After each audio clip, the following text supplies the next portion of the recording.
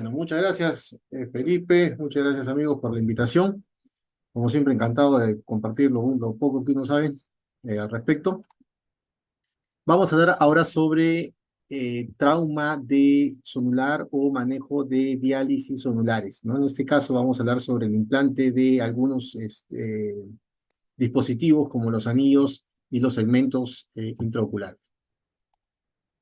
Como introducción ya sabemos que estamos hablando de pacientes, los pacientes con trauma, estamos hablando que son el 80% jóvenes, entre 20 y 50 años, de ahí la importancia y la relevancia de tratar de realizar una cirugía y tratar de optimizar los resultados de la mayor manera posible, porque estas son personas que son económicamente activas, socialmente activas y contribuyen mucho con la sociedad y la economía. Entonces, hay que tratar siempre de hacer lo mejor posible en estos pacientes, en general con los pacientes con trauma, ¿no? También recordar que el trauma ocular, dentro de todos los traumas oculares, el 27 a 65% presentan daño en el cristalino. Entonces, al tener un daño en la zónula o diálisis sonulares, el objetivo del trabajo que vamos a hacer y de estabilizar esto, de colocar los anillos de tensión y los segmentos, es estabilizar el saco para poder realizar una facoemulsificación de manera cómoda y adecuada. La idea es no debilitar más las zonas que ya están dañadas, ni de ampliar el daño en más zonas que todavía no se han dañado, ¿no? Y también tratar de colocar el lente de manera centrada. Así que podemos colocar un lente en una catarata traumática con daño celular, aspiramos la catarata o hacemos la facomulsificación y tratar de colocar el lente en el saco. Tenemos etiologías de daños sonulares, como insuficiencia sonular o pérdidas sonulares. Tenemos acá que son vastos las causas, y una de las cuales es el trauma ocular, que es el que vamos a hablar ahora. Entonces, eh, dentro de estos grupos de dispositivos tenemos principalmente a estos tres. El primero es el más común, el primero más frecuente, el más antiguo, es el anillo de tensión capsular o en sus siglas en inglés CTR, que es Capsular Tension Ring. Luego se creó el anillo de tensión capsular modificado con un asa para poder fijar la esclera que se llama el anillo de Cioni o el anillo de tensión capsular modificado, que es el que tenemos abajo a la izquierda, y posteriormente el segmento de tensión capsular o CTS, Capsular Tension Segment, ¿no? Entonces este es un segmento, como vemos, de más o menos 120 grados, con un asa, el cual nos va a permitir por este orificio central fijar la esclera en caso de que tengamos una diálisis importante. Ahora lo vamos a describir.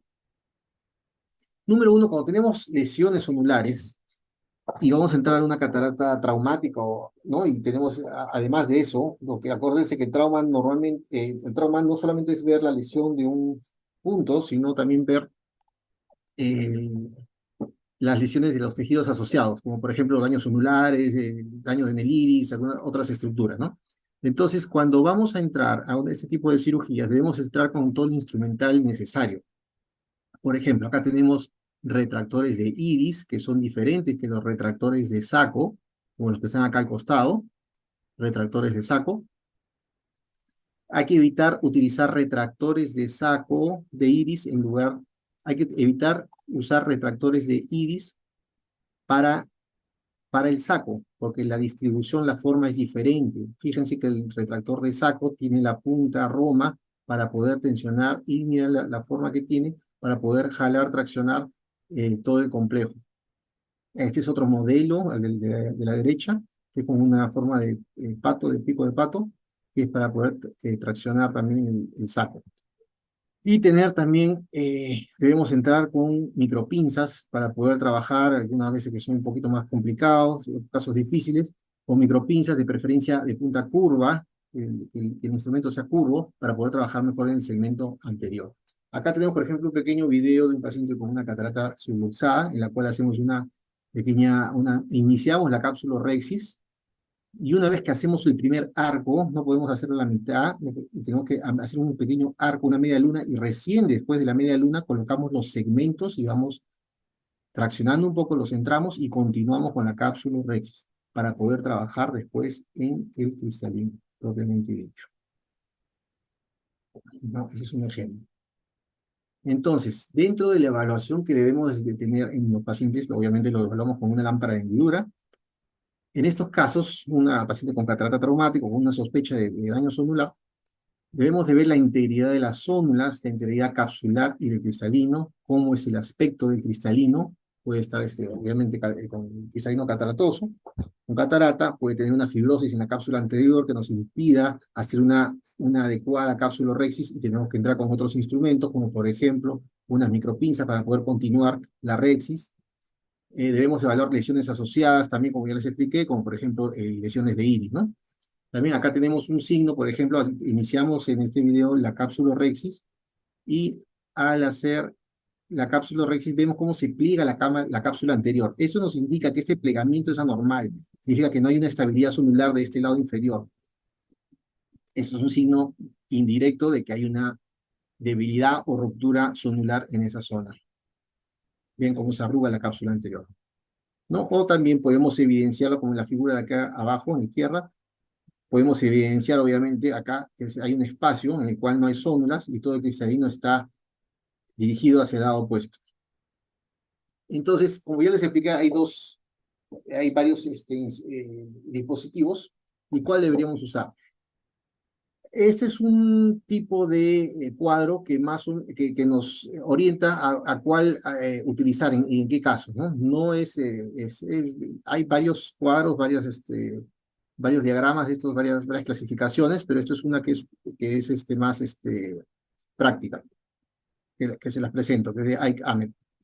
Por ejemplo, si tenemos una diálisis mínima que casi no se observa, pero encontramos una pequeña facodonesis, podemos colocar un anillo de tensión capsular. Esto va adentro del saco para estabilizar. Si tenemos una lesión, una diálisis de menos de 4 horarias, con su leve facodonesis, también podemos colocar este anillo de tensión capsular. Si tenemos una diálisis de aproximadamente 4 a 8 horarias, con una ya moderada facodonesis, podemos colocar ahora un segmento, ese de acá, Capsular Tension Segment, un segmento para fijar todo el complejo del saco de la catarata para fijar la esclera. Entonces, este segmento, recuerden que tiene un gancho, al cual acá se le coloca una sutura y se le fija a esclera para poder estabilizar todo el saco. O también podemos colocar un anillo de tensión capsular modificado, como el de Cioni, que tiene un gancho, el cual se fija también a esclera. Estos anillos de Cioni se consiguen como con gancho derecho, Cioni derecho o Cioni izquierdo, o con dos ganchos también, ¿no? Y si tenemos una lesión ya más amplia, mayor de 8 horarias, podemos colocar dos segmentos de tensión capsular o uno de anillo de tensión capsular modificado de doble gancho, como les acabo de explicar. Acá tenemos un primer caso de un paciente el cual un colega está haciendo esta cirugía. Nótese que acá tenemos una pequeña lesión como una B, donde hay un leucoma, y el paciente fue programado como una cirugía de catarata convencional, pero acá tenemos un antecedente aparentemente de un trauma con esta imagen, el cual nos puede orientar de que fue un objeto puntiagudo que entró en esta dirección, ¿no? Hacia superior derecho. Entonces el colega empieza a hacer la cirugía y, bueno, obviamente se da con la sorpresa de que había una diálisis más o menos de 90 grados en esta zona, ¿no? Terminó de aspirar los restos, luego me llaman, entro yo a hacer un poco de vitrectomía en esa zona y posteriormente, una vez que hacemos la vitrectomía, terminamos de aspirar los restos, tenemos ya el saco libre y que vamos a, como esta tiene una diálisis pequeña, de más o menos 90 grados, podemos colocar un anillo de tensión capsular. Con este inyector de anillo de tensión capsular se puede colocar con un inyector o se puede colocar manualmente también con una McPherson curva y un ayudante, como puede ser un rotador o una Kumlin, ¿no? Entonces, acá la idea es ir colocando el anillo y que la tensión vaya dirigida hacia la zona de la lesión. No queremos que el vector vaya en sentido contrario y de esa forma seguir dañando más la zona donde está la diálisis. Tenemos que acá estamos inyectando el anillo y está pasando por acá lo ven, hacia abajo a la izquierda, el otro final, y Luego tenemos acá el ganchito y lo soltamos para que vaya dentro del saco. Una vez que ya está estabilizado este saco, ya podemos colocar tranquilamente el lente intraocular en saco. Aspiramos, vemos que está todo bien centrado, el lente, vemos que está bien centrado el lente y termina la cirugía, ¿no? Entonces acá vemos, como les acabo de enseñar, este inyector, existen inyectores para anillos de tensión capsular y lo podemos colocar de manera manual. También algunos, no es mi estilo, pero algunos lo colocan con una sutura para poder hacer una especie de círculo y que no se vaya los vectores no se vayan a apuntar a otro lado, ¿no? Acá ven como otra manera de colocar el anillo de tensión capsular. Y debemos tener unos instrumentos para ayudarnos, como por ejemplo un Sinskey o un Cooling. Acá tenemos otro caso. El anterior fue del anillo de tensión capsular con una diálisis más o menos de 90 grados.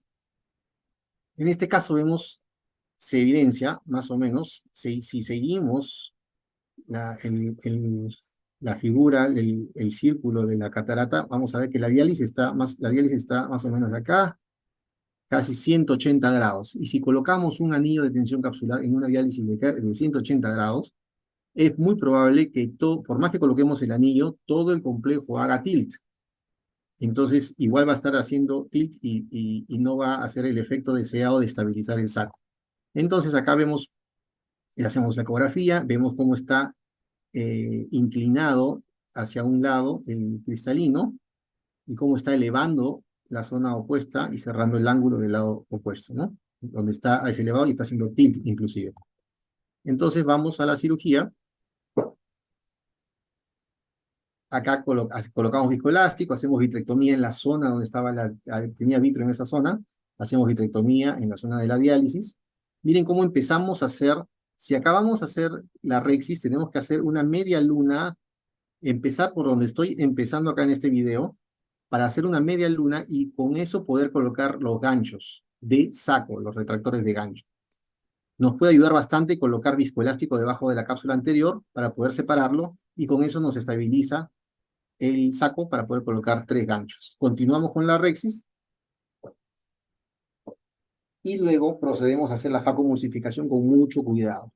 Yo prefiero, cuando tengo estos casos, prefiero hacer una hidrodelaminación para tener una, una, una capa de corteza y de vinugro que me dé estabilidad al saco.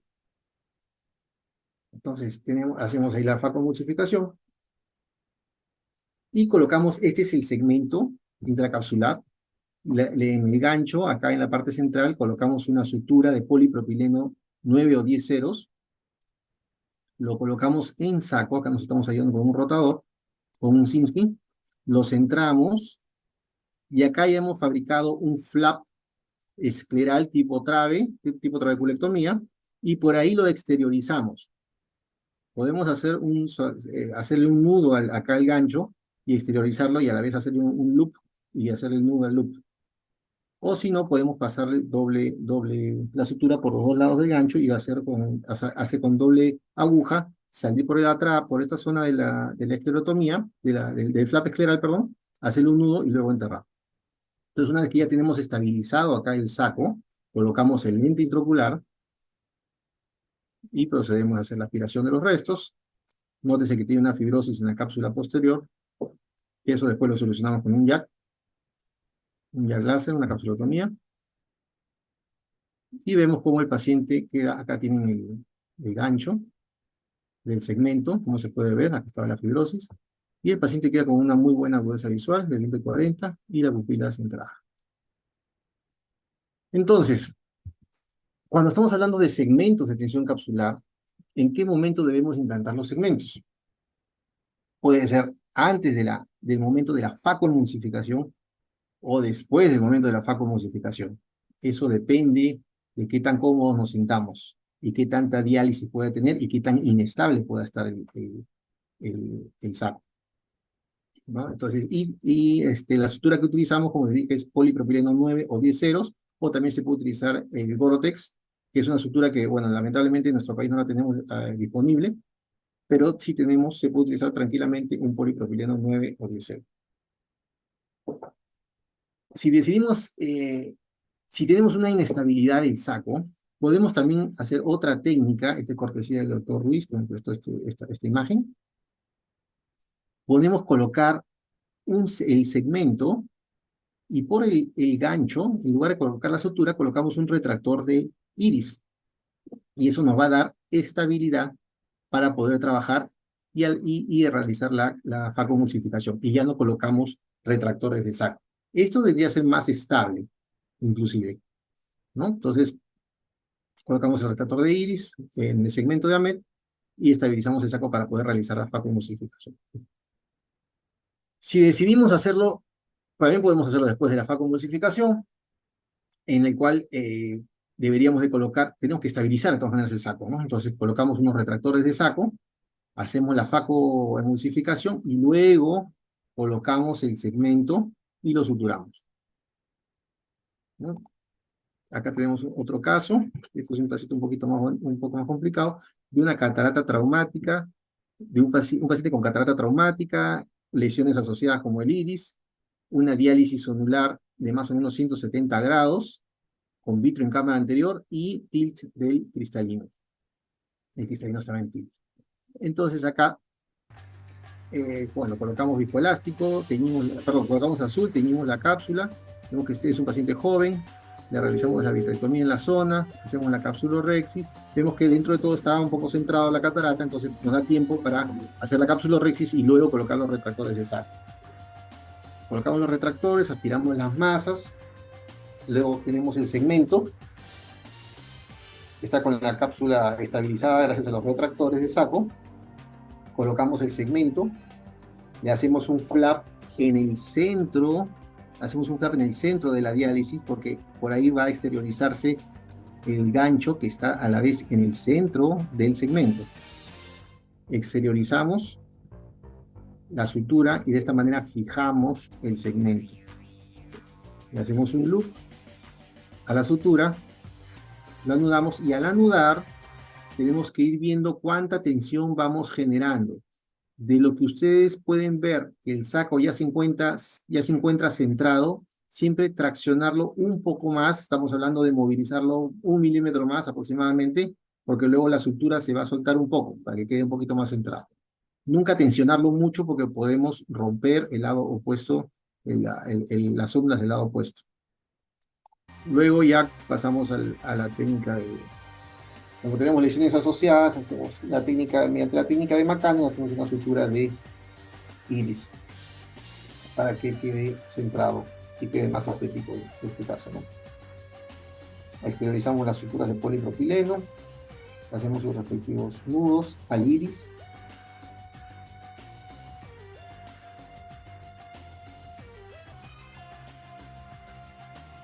Hacemos 1 o 2 nudos y queda de esta manera en el postoperatorio.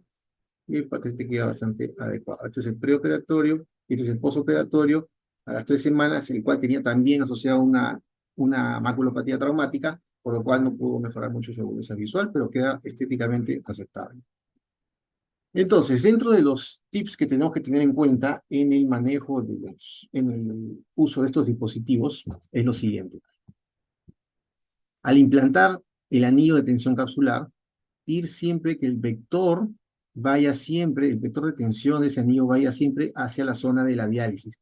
Acá tenemos, por ejemplo, todo lo contrario que están haciendo en este video. Acá tenemos la diálisis a la derecha y están colocando el anillo y la tensión hacia la derecha. Entonces están empujando más, están dañando más esta sonda. Ven que no pueden y siguen y el cristalino termina por Marte, termina en otro lado, ¿no? Entonces eso es lo que no debemos hacer. Debemos hacer la inserción del anillo. La tensión capsular debe ir hacia el lado contrario con el vector hacia la derecha, ¿no? En caso de que no contemos con una buena visualización, debemos colocar expansores pupilares o retractores de iris. Debemos de contar con un instrumental completo, no estudiar bien el caso pecar por exceso que por defecto. Ir con todo el instrumental necesario y más, porque podemos tener sorpresas. Siempre en cataratas traumáticas y este tipo de lesiones podemos tener muchas sorpresas. No es tan predecible como se piensa. Cuando colocamos el anillo de tensión, debemos de verificar que esté en el saco, porque a veces uno coloca el anillo y al soltar el extremo distal, el último, la zona distal del anillo, a veces uno lo suelta encima de la rexis y luego se diseca todo el anillo y va todo el anillo hacia el surco, ¿no? Entonces hay que verificar bien que esté en el saco. En diálisis amplias, utilizar retractores para poder trabajar con tranquilidad. Siempre es bueno, si van a manejar este tipo de cirugías, es bueno que tengan retractores de saco. Y si van a hacer una fijación escleral, siempre planear el punto de fijación, porque tenemos acá, este es el primer segmento intracapsular que existió, que es el de Ahmed. Nótese que acá tiene una especie de escalón para elevar la parte del gancho y vaya por encima de la rexis, mientras que el arco está en el saco. Este gancho está yendo por encima de la cápsula anterior, de la rexis, ¿no? Y nótese que acá está al centro del arco. Entonces la fijación, el flap que vamos a hacer escleral va a estar al centro. Pero hay otra marca de estos segmentos, que nótese que el punto de fijación está acá. Entonces no vamos a hacer el flap acá, sino que tenemos que hacer el flap de una manera no en el centro, sino descentrado, ¿no? En la zona periférica. Hay que verificar bien porque estos también existen. Particularmente yo he usado estos, no me gustan porque son muy incómodos. Prefiero el clásico. Y hay variantes también, hay variantes de técnicas para colocar este tipo de segmentos. Hay la técnica de Canabrava que cauteriza una zona distal con una polipropileno de un diámetro mayor grosor, ¿no? Y coloca el segmento como él le hace lo cauteriza en la punta, como la técnica de Yamane, cuando cauterizan la punta de la áptica. Bajo la misma idea, lo colocan acá y luego cauterizan el otro extremo, en donde va a ir hacia la esclera, para que se quede enterrado. Y ya no se necesita hacer mayor, mayor sutura, ni mayor procedimiento. Y acá tenemos cómo se coloca en la imagen de abajo, tenemos cómo se coloca un retractor de saco, se hace la facomulsificación, se colocan tres retractores, perdón, tres retractores de saco, luego se coloca un anillo de tensión capsular y el, uno de los segmentos, uno de los segmentos, el del centro, se entierra, se hace un pequeño túnel en el flap escleral y se entierra acá de manera paralela al limbo. Acá se está retirando, se corta el, la parte distal y se entierra en la esclera. Y se deja el retractor de saco ahí. Ahora, otra opción, otra situación es en la que estamos operando una catarata, por ejemplo, traumática, y no nos dimos cuenta que tenía una diálisis, y, oh sorpresa, nos encontramos con una diálisis de más o menos 90 grados, pero no tenemos ningún dispositivo, no tenemos un anillo de tensión, o no tenemos un segmento, tampoco. Entonces, si tenemos una diálisis pequeña, de más o menos 90 grados, podemos colocar un lente de una pieza plegable con las ápticas a 90 grados de la lesión, no en la zona, porque el lente es muy flexible y puede empujar todas las mismas ápticas, se ven lateralizadas hacia el lado opuesto. En cambio, si las colocamos acá, tenemos acá un espacio de la óptica y el lente puede estar de manera centrada. En cambio, si tenemos un lente de tres piezas, ahí sí colocar las ápticas en la zona de la lesión. Ese es el sentido contrario, porque estas ápticas, como son de PMMA, son más rígidas y nos permite lo podemos utilizar como una especie de anillo, como una diálisis pequeña, ¿no? Bueno, listo, eso es lo que les quería comentar. Y también tenemos el escenario en el que si la diálisis ya es muy amplia, estamos hablando de ya pues 270 grados, un poco más, podemos, uno se ve obligado a hacer una intracapsular y también hacemos una posterior fijación escleral o una fijación si tenemos un buen iris, una buena pupila, una fijación retroiridiana, una fijación de un lente con anclaje iridiano, ¿no? Retroiridiano. No sé si tuvieran algunas preguntas. Oye, Carlos, muy buena la presentación, está el doctor Rayman también. Bueno, tengo varias preguntas que me han llegado. A ver.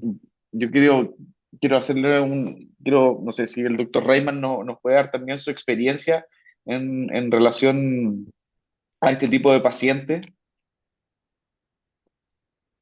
Bueno, la presentación de Carlos fue muy completa y excelentes videos ahí, realmente muy bonito trabajo. Y quizás agregar algunos detalles. A veces hay diálisis que uno puede jugar un poquito entre, entre los distintos pasos que mencionó ahí Carlos, entre poner el anillo y fijar con distintos dispositivos esclera.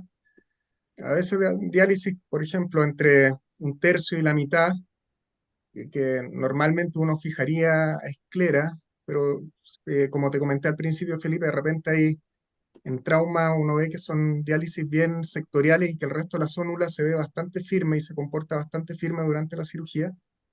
Entonces lo que he hecho en esos casos es poner el anillo de tensión capsular para formar el saco y si se ve relativamente estable, y aunque la diálisis sea grande, ocupo lentes de 3 piezas y si tengo buena Rexis, capturo la óptica en la Rexis y dejo las ápticas en el surco. Y eso da una especie de soporte adicional que ayuda a centrar el saco en esos casos. Y de esa manera he logrado evitar tener que fijar esclera en casos que son un poquito límites, digamos que no es una diálisis tan extensa como para fijar esclera, pero que es un poquito grande como para poner solamente el anillo y el lente en el saco. Entonces, de esa manera, en esos casos borderline, me ha servido este truco, digamos, para centrar el saco y que quede estable a pesar de no tener una fijación. Bueno, oye, también otra pregunta que me hacían, a ver si ustedes también nos pueden ayudar, porque muchas veces, o casi todos los casos, lo hablamos de diálisis cuando son pacientes fáquicos. No sé qué piensan ustedes o cómo manejar un paciente que es pseudofáquico, es decir, que tiene un trauma y que se le produce una diálisis. Carlos. A ver, mira, justo tenía un video también de eso. Eh, hay, si tenemos un paciente pseudofáquico y la diálisis no es muy grande, la mayoría de los lentes son de acrílico, ¿no? Entonces podemos colocar suturas que pasen, que atraviesen el lente, le hacemos un flap escleral y podemos centrar el lente y lo fijamos, así como se fija el segmento, podemos mover el lente y fijarlo a la esclera. Eso es rápido y es una muy buena opción.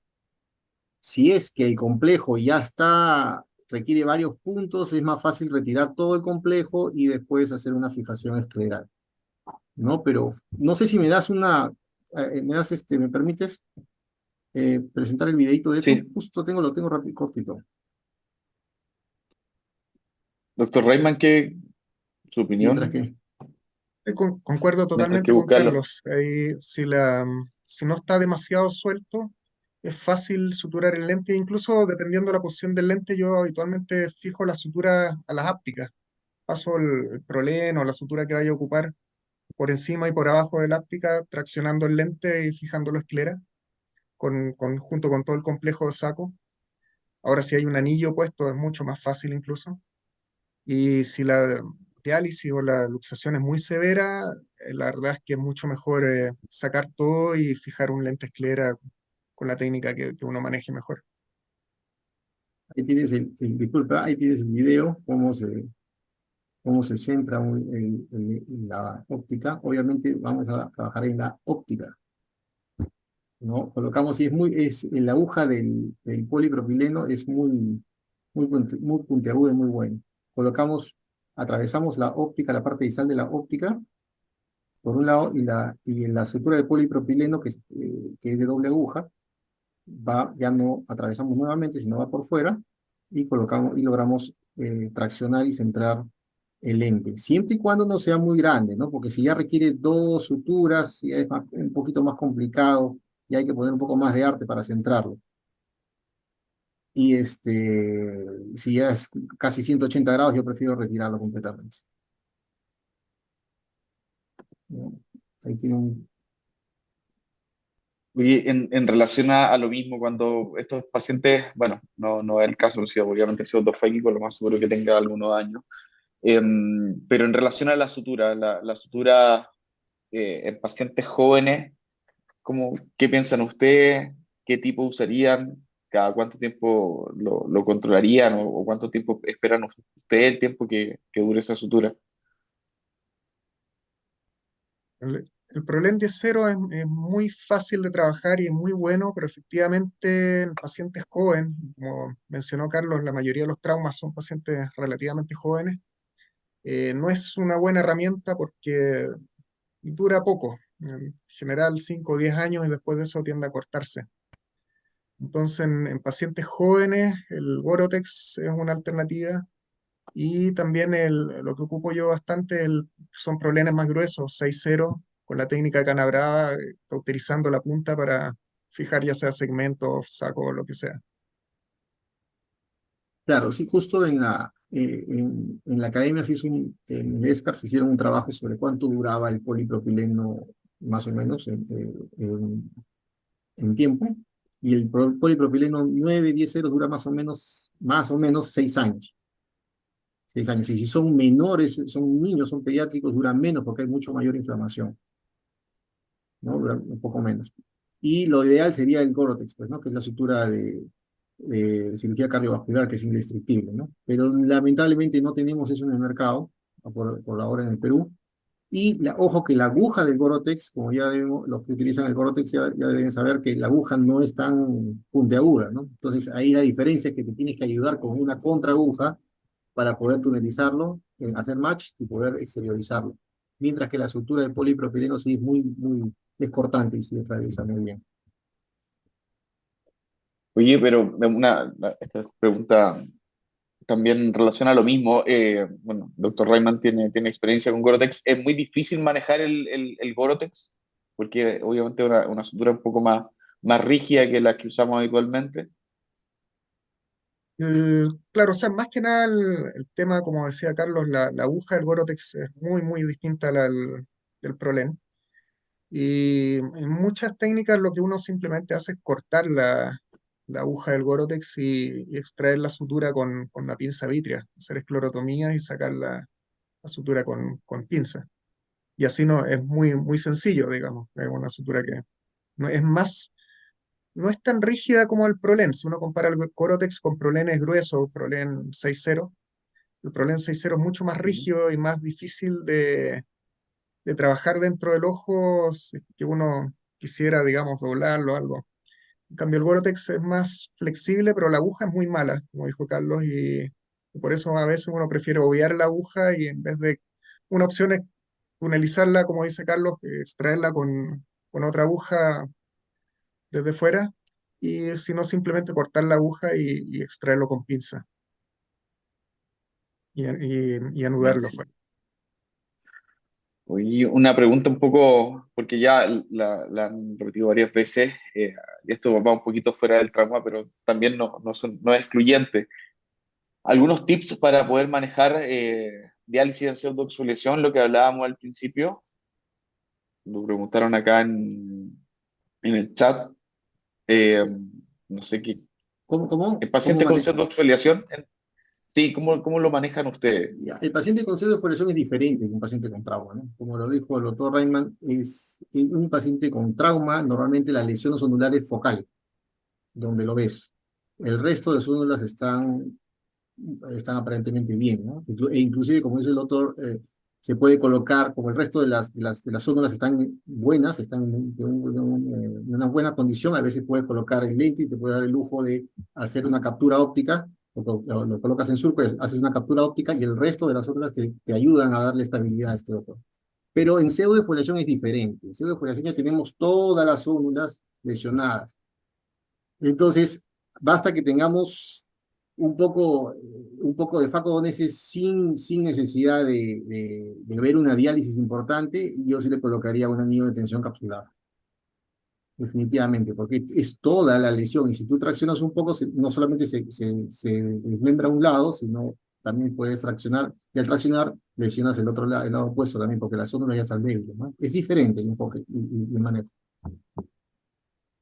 Yo concuerdo totalmente con Carlos y efectivamente en pseudofoliación yo soy más tendiente si la zónula es más grande, a un mismo tamaño de zónula comparado con una diálisis traumática, soy más tendiente a fijar esclera que en trauma, porque la zónula restante es débil también y yo que tengo algunos años ya de circo en el tema, me ha tocado ver pacientes operados por mí hace 10 años donde puse el anillo, dejé todo, según yo, muy bien, y 10 años después está todo el complejo saco, anillo y todo en el vitrio.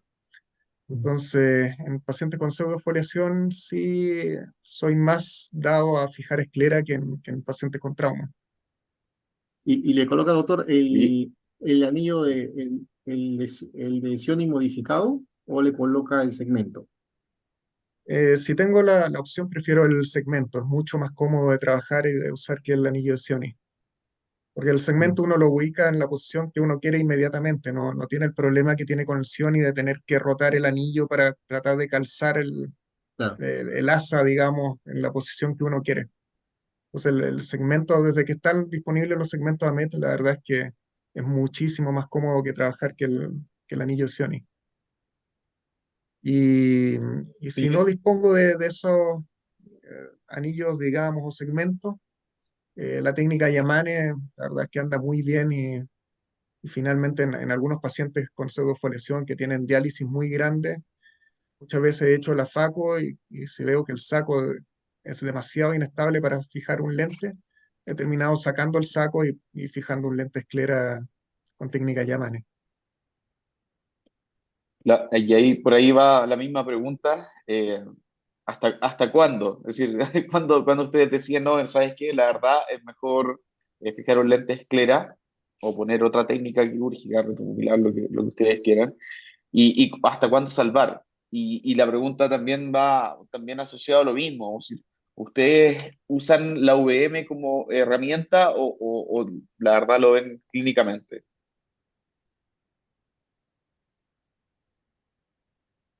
Va a depender un poco los recursos que uno tenga. La verdad, en- tú sabes, ahí en el hospital donde trabajamos, Felipe, no siempre tenemos todos los recursos que quisiéramos.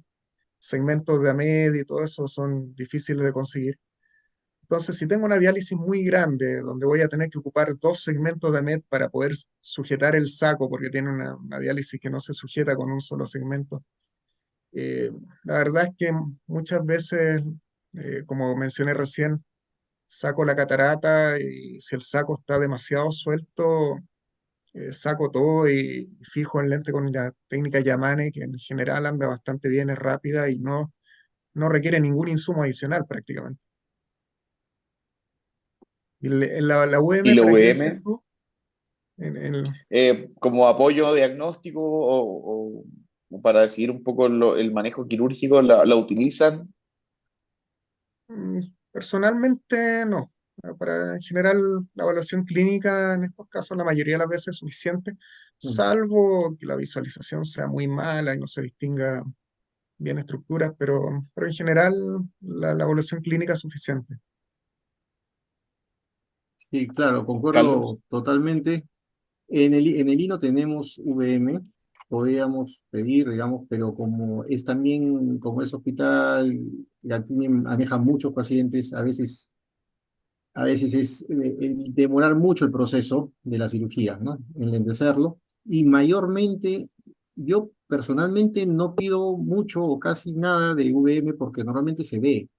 Inclusive cuando la pupila está a medio tamaño, tú puedes notar que está un poquito inclinado, y ya, si ya ves que está muy inclinado la catarata, ya estás pensando que tiene más de 180 grados, ¿no? O 180 o 160 grados. Entonces, ya tú ya sabes que vas a necesitar un segmento ahí. Entonces uno ya va preparado con todos los insumos, va con los retractores y entra. Ahora, académicamente sería lo ideal hacer una VM, documentarlo de manera correcta, eso es lo que se debería hacer, digamos, ¿no? Pero a veces, como dice el doctor, no se tienen todos los recursos y a veces el tiempo también apremia, ¿no? Entonces, eso, pero sí, Quizás sí, me Hoy manejo con sí. las dos formas.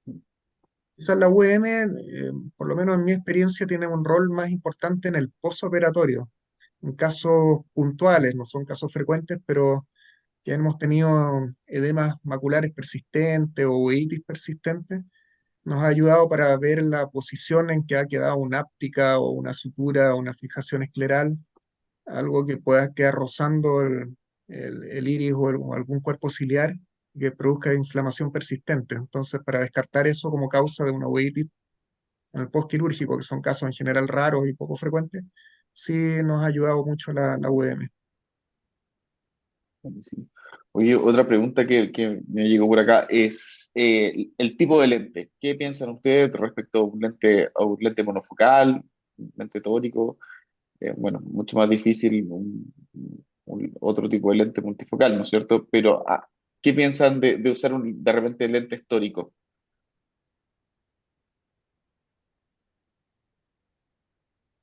doctor En Reitman? general, en este tipo de cirugía, por lo menos yo trato de evitar lentes muy sofisticados, multifocal en ningún Ujú. caso.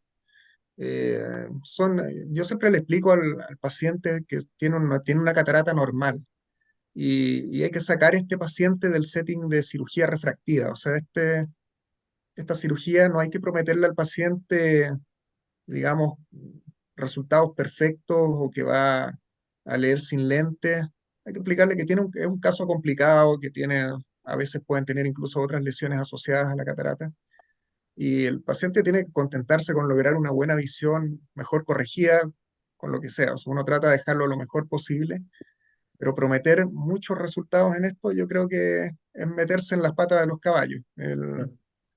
Yo, Claro. como le digo, multifocal no, porque el multifocal es muy sensible al descentramiento, no siempre estos pacientes van a quedar perfectamente centrados. Y tórico en un astigmatismo muy grande podría ser, pero en general trato de evitar, si son astigmatismos pequeños, prefiero usar incisiones relajantes limbares más que usar un lente tórico en estos casos. Claro, concuerdo totalmente y tener en claro que para poner un lente premium, multifocal o un lente tórico, tenemos que tener en cuenta que tiene que ser un saco estable, ¿no? Y si el daño acá es en la zónula y consecutivamente el saco, si le colocamos un lente, a menos que esté una diálisis muy pequeña, una cosa muy mínima, podría pensar en eso, pero normalmente no lo hago. No le coloco ni un tórico, a menos que sea una catarata traumática que tenga las zónulas de manera correcta y una topografía con un astigmatismo, con todo lo que debe hacer, ¿no? Un astigmatismo regular y simétrico, sí podría ser, pero con un daño zonular no me parece indicado porque inclusive el lente puede hacer, según como lo fijes, puede estar en tilt. ¿Y de qué te sirve corregir el astigmatismo si el tilt va a ser un astigmatismo de medios? Entonces, no va a ser el Perfecto, propósito ni el fin, ¿no? Sin ir más lejos, buenísimo. voy a contar una anécdota que me pasó hace poco tiempo atrás. Un colega me pidió que opere a su señora. La señora tiene una diálisis no traumática, congénita, bilateral de los dos ojos. Pero tenía una diálisis importante y el colega me la había mandado con el lente pedido ya y un lente tórico. Y yo le dije, no, momento, aquí vamos a cambiar el lente y le puse un monofocal, le hice unas incisiones relajantes y afortunadamente con eso se corrigió el astigmatismo bien, pero dije, no voy a poner un tórico acá en este, porque hay que moderar las expectativas. O sea, el paciente tiene que entender que no tiene una catarata normal y que no va a tener el resultado que podría tener un paciente con una catarata normal y no hay opciones como multifocal o ese tipo de lentes que no son una opción para él, así como el paciente con queratocono, uno le explica que no lo va a operar de LASIK y que tiene que contentarse con ver bien con lente de contacto o lo que sea, pero no tiene que optar o aspirar a ver bien sin lente. O sea, son distintos escenarios y la catarata traumática con diálisis no es una cirugía refractiva, no es una catarata refractiva. Muy en relación ya al manejo y tratando de ir finalizando, los tiempos quirúrgicos. Un trauma cerrado, con una diálisis. ¿Cuándo sugieren ustedes realizar la cirugía? Lo más precoz, esperar un tiempo, desinflamar. Eh, Obviamente uno sabe que hay un trauma de por medio, de cuánto tiempo dejar corticoide o AINE. Carlos. Bueno, ¿te refieres al trauma o a colocar intentar colocar No, segmentos no, o anillos? claro, sí, yo tengo un trauma cerrado. ¿Ustedes esperan enfriar el caso, esperar un tiempo o cuánto sugieren ustedes No, bueno, si es un hacer trauma, una cirugía? si no es una urgencia, por ejemplo, no tiene una catarata traumática, que no tiene una ruptura de cápsula anterior, no hay una inflamación del segmento anterior, no es nada urgente, no puede haber, puede, no necesariamente va a haber un compromiso de la malla trabecular por la inflamación. Si puede diferirse, se espera y se programa con tranquilidad, se ve, se evalúa, se espera que se calme y uno entra con todos los insumos y con todos los dispositivos necesarios. Ahora, en el acto, si es que tú estás entrando a una catarata traumática en caliente y encuentras una diálisis, si tienes a la mano, obviamente, una catarata traumática de emergencia que estás de turno y te llega, y te avisan con una hora de anticipación, y es totalmente sorpresivo, si es que tienes a la mano, y bueno, yo siempre tengo a la mano un anillo o un segmento, ¿no? Y se puede colocar, sí, sí lo coloco, ¿no? Pero obviamente, si es que tenemos este trauma cerrado, si es un trauma abierto, obviamente no, porque hay que esperar que cierre la córnea, hacer una buena keratometría y hacer un implante secundario de lente, ¿no? Ese es otro escenario. Totalmente de acuerdo Doctor con Reina. Carlos. Sí, totalmente de acuerdo con Carlos. Si no hay una ruptura de la cápsula en masa libre o un hongo vitrio que esté produciendo un glaucoma, la verdad es que uno puede esperar tranquilamente que el ojo se desinflame, programar la cirugía, digamos, con tranquilidad, sin apuro. Buenísimo.